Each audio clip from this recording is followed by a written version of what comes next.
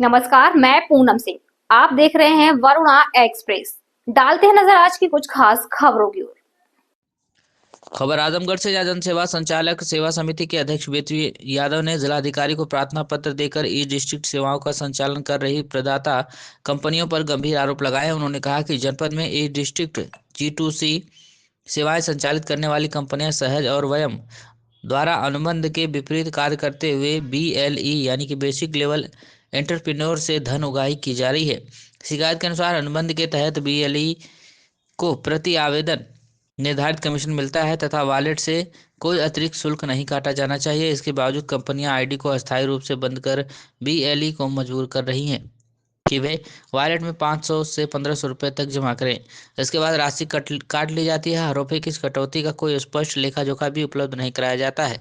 प्रार्थना पत्र में यह भी उल्लेख है कि TDS के नाम पर भी प्रति आवेदन लगभग 1.50 यानी कि 1.5 रुपये काट लिए जाते हैं, लेकिन उसका प्रमाण पत्र नहीं दिया जाता। इसके अलावा प्रतिदिन 6 से 7 तक अतिरिक्त कटौती मनमाने ढंग से की जा रही है, जो नियमों के विरुद्ध बताई जा रही है।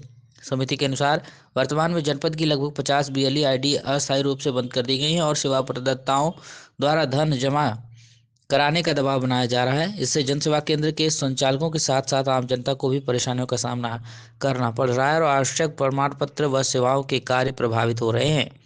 बेचू यादव ने जिलाधिकारी से मांग की है कि संबंधित प्रदाता कंपनी की गहन जांच कराई जाए, प्रभावित BLE की सूची तैयार कर कार्रवाई की जाए तथा ऐसी नई व्यवस्था लागू की जाए जिससे ई डिस्ट्रिक्ट सेवाएं पारदर्शी और सुचारू रूप से संचालित हो सकें। स्थानीय संचालकों का कहना है कि यदि समय रहते कार्रवाई नहीं हुई तो ग्रामीण क्षेत्रों में डिजिटल सेवा की उपलब्धता प्रभावित हो सकती है। अपने गाँव प्रशासन की कार्रवाई पर टिकी हुई है। ज्ञापन सौंपने वालों में जनसेवा संचालक सेवा समिति के अध्यक्ष बेचू यादव, महासचिव रमेश सिंह, रामजतन यादव, विवेक शर्मा, संदीप कुमार, संपूर्ण राव, बदन शर्मा, अभिषेक शर्मा, उपेंद्र सिंह, राम विनय आदि लोग मौजूद रहे। हाँ, अपना परिचय दीजिए। मेरा नाम बेचू यादव और मैं जन सेवा संचालक सेवा समिति आजमगढ़ उत्तर प्रदेश का अध्यक्ष हूँ। आज किन मांगों लेकर आप यहाँ पे आए हैं और क्या एप्लीकेशन दिए? देखिए, आजमगढ़ में दो कंपनियां जो है इस जन सेवा केंद्र का टेंडर लिया। एक सहज कंपनी है और एक वयम कंपनी है। और ये सहज जो कंपनी है इसका लूटपाट का धंधा बहुत ही तेजी के साथ चल रहा है। हमारे जो जन सेवा केंद्र संचालक जो भाई हैं उनके वॉलेट से 1500 रुपया बिना बताए जो है उसको काट ले रही है। कोई कारण भी उसका नहीं है, जबकि जो हम लोग का एग्रीमेंट हुआ था उस समय कहीं कोई लिखित नहीं था कि ये 1500 काटेंगे, 1000 काटेंगे।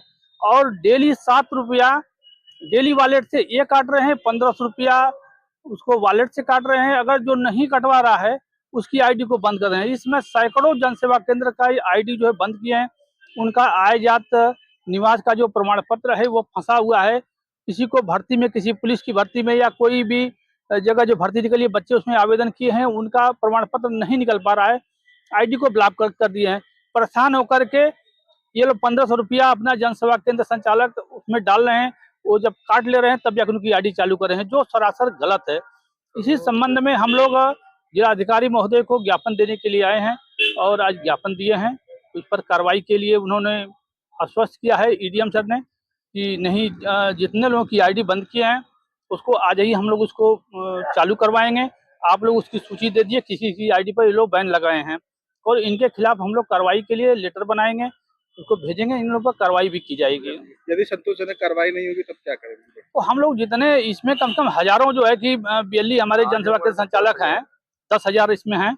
ये सारे लोग मिल करके हम लोग घेराव करेंगे और ईंट से ईंट बचा देंगे। ऐसे जो फ्रॉड कंपनियों का इनको ब्लैक लिस्ट में इनको डाला जाए। ये थोड़ा है कि ये आकर के आजमगढ़ में लूटपाट करेंगे, मनमानी करेंगे। हम लोग ऐसा नहीं चलने देंगे इनका। परिचय दीजिए अपना। रमेश सिंह, जनसेवा संचालक सेवा समिति के महासचिव।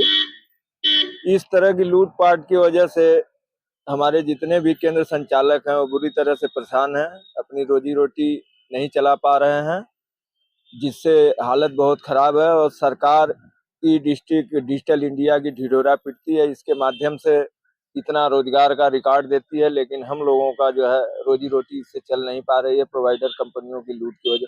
केवल आजमगढ़ में ही 10,000 सेंटर हैं और 700 रुपया ₹7 पर डे काटा जा रहा है, तो साल का 5-6 हजार रुपया इंटू 10,000 कर लीजिए, तो ये रकम छोटी नहीं है। करोड़ों में घोटाला कंपनियां कर रही हैं, जिनका कोई हिसाब किताब नहीं है। इस तरह से लूट है हम लोगों के साथ। क्या चाहते हैं आप? हम लोग चाहते हैं कि इन पे कार्रवाई हो, इस तरह की कंपनियों को ब्लैकलिस्ट किया जाए, नहीं तो हम लोग दुकान अपनी छोड़ के आके धरना प्रदर्शन यहाँ पे करेंगे, और जो उचित लगेगा वो करेंगे। हम किसी भी स्तर तक जा सकते हैं। इसमें तो जो लोग फॉर्म अप्लाई करने वाले होंगे उन पर भी तो एक बड़ा बोझ पड़ता होगा, जैसे कि जब जन सेवा केंद्रों से वसूली की जा रही तो ये बोझ तो उनके ऊपर भी पड़ता वो लोग आते हैं, जब आईडी हमारी बंद कर दी जाती है तो हमारे सेंटर पे आके टेबल पटकना, हमारा कॉलर पकड़ के बैठाना, हमको बेइज्जत करना, इस तरह की परिस्थितियों से भी हमें गुजरना पड़ता है। तो आप लोग बहुत पीड़ित है मतलब इस चीज से? आखिरी पीड़ित हैं। अगर ये कंपनियां रही तो बहुत सारे लोग इस छोटे से रोजगार को भी छोड़ देंगे।